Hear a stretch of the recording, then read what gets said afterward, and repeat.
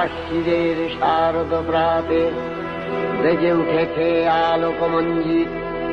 ধরণীর বহিরাকাশে অন্তরিত মেঘমালা, প্রকৃতির অন্তরাকাশে জাগরিত জ্যোতির্ময়ী জগন্মাতার আগমন বার্তা।